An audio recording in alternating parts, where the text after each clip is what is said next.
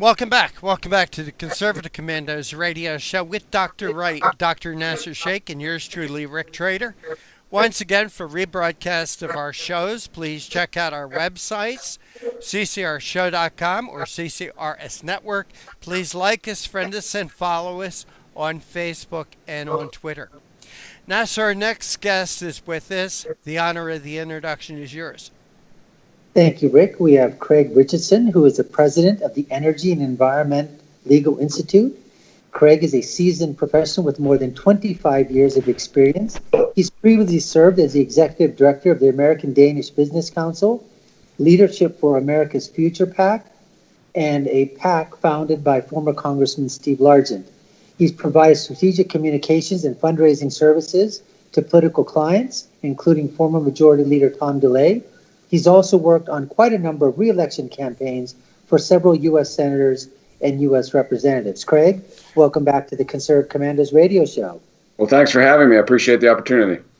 Well, good. Well, before we get into the article that you wrote, The Green New Deal, A Prescription for Poverty, give our viewers just a sort of a little bit of what exactly do you do on a day-to-day basis at the Energy and Environmental Legal Institute? Who do you help? How are you sort of positioned in terms of, when policies come out? Give us a sense of what you do at your company. Sure. It's been a little bit of a moving target or changing role. When under the Obama administration, we felt like we were the guerrilla warfare.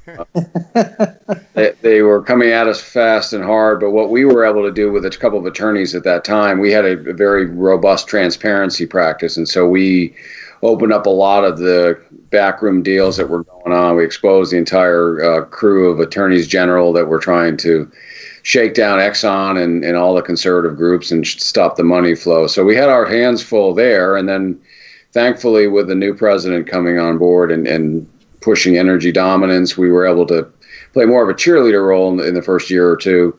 And then now, unfortunately, with the change in leadership in the House and the likes of Nancy Pelosi taking over and then some of these new characters coming to town, I find that we're going to probably go back to playing a little more of that guerrilla warfare. But, basically day to day, this is a communications challenge. In the end, we have a couple smart people that work with us, and we work with a larger coalition from CEI and other people, Heartland and other groups like that. So there's plenty of information on our side, plenty of details about what's going on. But the fact of the matter is, in the end, in America, and now this is really a communications battle. So we're trying to get our message out there, and then not a very easy thing to do considering where the media is and everything else. Well, in your article, I was doing a little research, and I want to quote, I think halfway down, you talk about, there's a quote actually by Varshini Prakash. He says, by developing a plan for a Green New Deal, says we have an opportunity to create millions of good-paying jobs, virtually eliminate poverty in the United States, and invest in a just transition for communities that have been left behind by racism and corporate greed. Now, he's a founder of the Sunrise Movement. Now, the one thing that I argue with a lot of my friends on the left, and even on the right sometimes, depending upon the rhinos that you're dealing with, is that why doesn't Mr. Prakash, if he feels these are going to create such great millions of good-paying jobs, why doesn't he start by doing it in his home country, India, first? And the reason that he can't do it over there is because if he decides, have you ever wondered why, if you ever were to go into India or Pakistan or whatever, and you couldn't have a parade out there that would say divest from oil? There is no way that was ever going to happen. And when you take a look at his website there, they're saying every one of the candidates below, they're talking about Ocasio-Cortez, which you talk about in the article, they rejected fossil fuel money and they're refusing to be bought out by oil and gas. And my question is, that has been the staple for capitalism from day one. So what, other than these people gaining money and power, what is the other reason that you know of that these people attack oil here in the United States? Well, I think it's a multi-issue, and I don't want to disparage the entire movement because I actually, this is a sad commentary. I actually think there are people that actually believe this. And they believe it because they start going to kindergarten and they tell everybody that the climate is boiling and the sea rises. And even though that you came to school in an SUV, which requires fossil fuel, and that phone that you're using requires fuel, and every electricity in this place requires traditional fuel, it's bad. And so, sadly, that's a part of an indoctrination campaign. That's where these people are, and I will give them a pass. That's the millennials, right? They just don't know what they don't know. Who is behind this ultimately, if you want to go all the way to the top, are the big money guys like Steyer, Bloomberg. Rockefellers have been hijacking this country for over 100 years.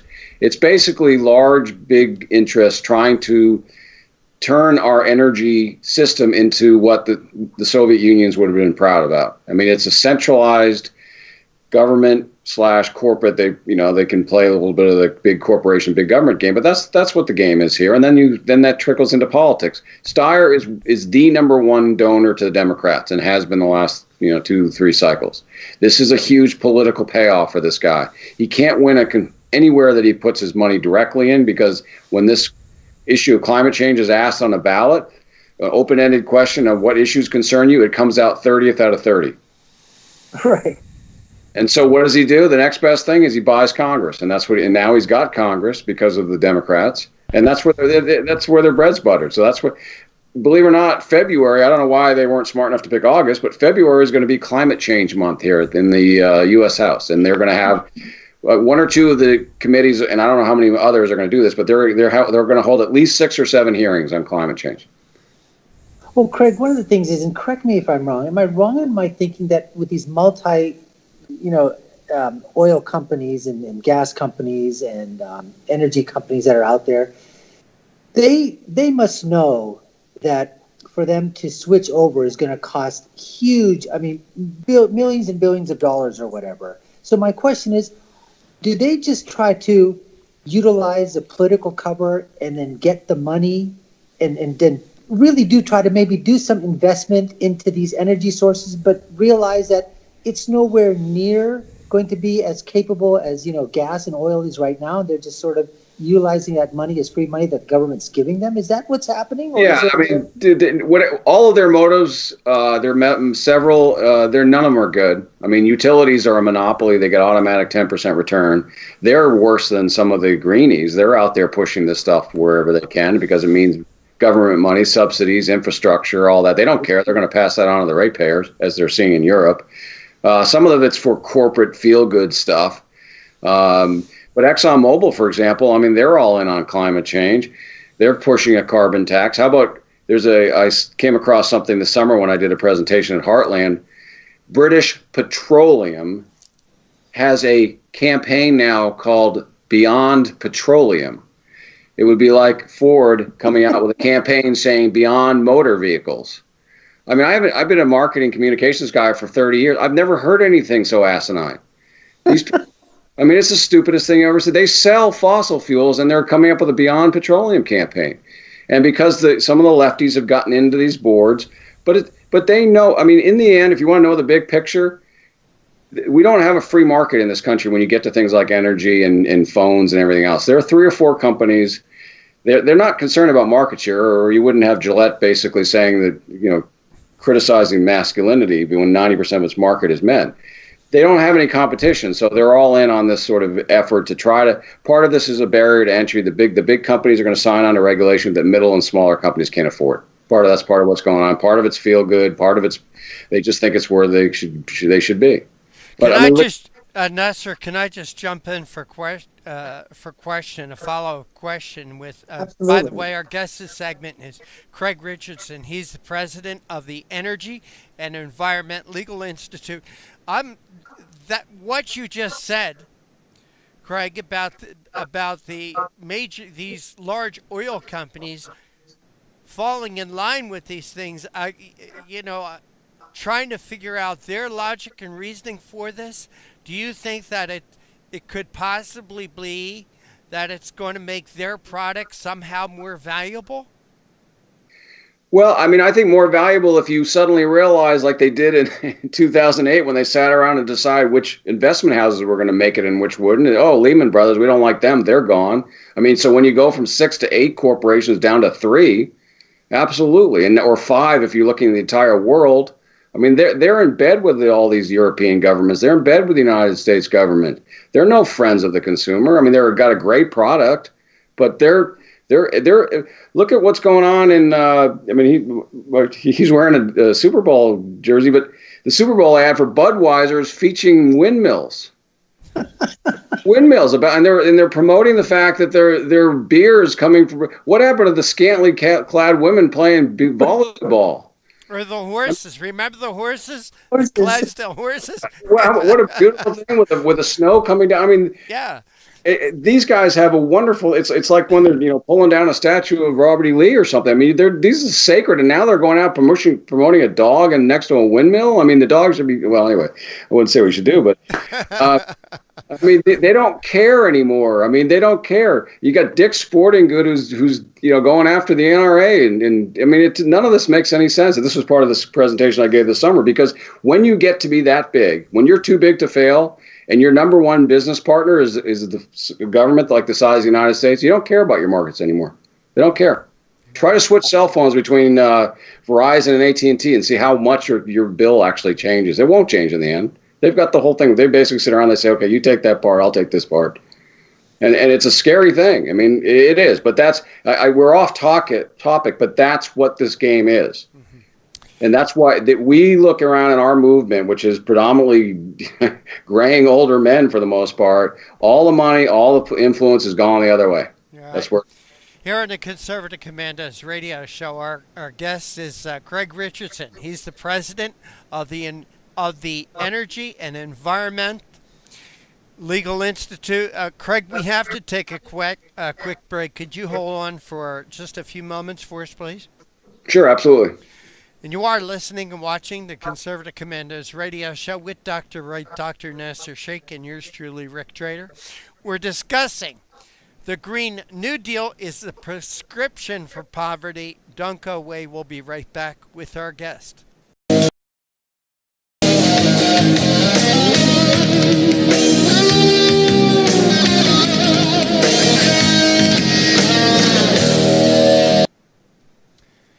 Thank you for staying with us. This is the Conservative Commandos radio show. I'm Rick Trader. My co-host today is Dr. Wright, Dr. Nasser Sheikh, and our guest this segment is Craig Richardson.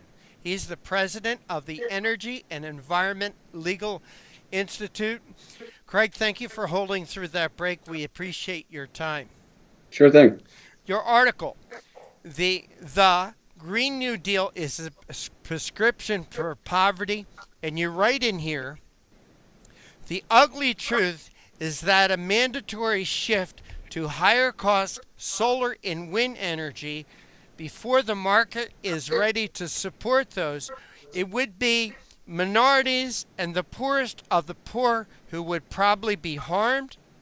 And you write in here that the poorest of the poor pay roughly 7.2% of their household income on energy costs, more than 3 times the proportion paid by higher income households on average.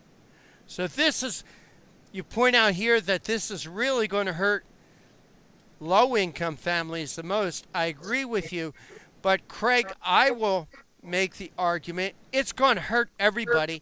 It's also going to shrink our middle class and make more of the middle class poor. Can you agree with that? Oh, 100%. I was just isolating the ones that are going to be hurting the most. And we don't need to go very far than either California in this country or go to Europe, where they've had these policies. And in classic British form, they have a euphemism for what they refer to as winter deaths, which are actually old people for the most part, and minorities that can't afford to pay their heating bill in the summer, and in the winter, they basically die. So they have 10, 20, 30,000 a year of these people, up to 40,000 who are dying because they can't afford their. So that's where it's going to be most egregious. But I was in Charlotte last weekend. My son was in a hockey tournament down there. I saw gas at $1.91 a gallon. I mean, can you remember under Obama when it was almost $4 a gallon? Oh, absolutely. And if you have you've got a car with a 20-gallon tank, I mean, that's, $8 versus, I don't know, what, $40, $35? I also remember Obama saying this is the new norm. You're never going to see gas for $2.50, that we cannot drill our way out of this. And I remember that very well too. We did. But you're absolutely right. This is going to affect not only from whoever, whether it's electric prices or gas prices, but think about the small businesses and the middle-sized businesses. I mean, where do you think those increased product costs are going to go? You think they're going to eat those? No, they're going to go right to the consumer. Everything gets more expensive. Energy is the most fundamental resource we have. It's what separates us from the developing countries. It's what makes us have the longevity we do. And you start screwing around with that, and you're going to have the whole thing come down. And that's why this is irresponsible. And it's just the same old packaged socialism that these folks, these charlatans, have been trying to push down our throat for 20, 30 years. Right. Well, you mentioned Great Britain also in your article. You mentioned Germany and France. You say mandates in Germany have caused electricity rates to increase dramatically, with consumers paying $400 on a month on the average. In France, green energy policies have rendered 8 million households, representing roughly 12% of the population, no longer able to pay their electric bills. You also mentioned California, that this Green New Deal has been tried out there. Could you talk a little bit about the success or failure of it in California? Craig Richardson. Shockingly, it's no different than in Germany, France, Ireland, UK. It's the same stuff. If you start taking away traditional energy sources, which are affordable, reliable, and accessible, and replace it with windmills and solar, you're going to get skyrocketing costs. And California's all in, which is why most of the normal people have already left, including some of the most corporations have gone from there too. I mean, they are trying to recreate the welfare socialist states of Europe, and that's what you're going to left with. And that's why their electric bills and their gas prices are through the roof. And not only that, they've got CARB, which is their environmental organization out there, is requiring anybody that deals with the state. Say my friend of mine runs one of the port companies out there. They have to, everything at their port has to be electric vehicles, no more gas powered forklifts, no more nothing. I mean, they're all in 100% on this, and it is showing, just like it's showing in Europe, that the bottom line is that the skyrocketing prices that people can't afford. Because really, in the end, they'll say, okay, well, that's okay, because the state's going to come in, and then we'll provide your health care, and we'll provide your fuel, and we'll provide everything. Don't worry your little head. You don't have to worry about anything, because we're going to provide everything. Well, and that's the game. Alexandria Ocasio-Cortez, her Green New Deal, arbitrarily and reckless 10-year time frame for moving all energy production to green sources would require many reliable plants to be taken offline far ahead of the scheduled retirement from services. Craig Richardson, I'll make the argument that we've already made the investment in these plants that are going to be taken offline. Absolutely. And if people say, well, wait, aren't these private companies? Yes, they may be private companies, but we as ratepayers have already paid for these plants already to be constructed in the first place. And I, like you, find this very unrealistic that you can make this turn on a dime and in 10 years have nothing but wind and solar. I mean, anybody with a brain should see that is just totally unrealistic. Well, Chicago's about to get hit with the coldest temperatures probably in recorded history. You want to be running that on wind and solar this weekend? I mean, how many people are going to die? How many people would die if it was wind and solar? Well, and not only that, wind and solar is an intermittent power. It has to always have a traditional energy source underneath or it'll go off. Right. Well, I don't know about this polar vortex where Chicago's going to have wind chills of 60 below.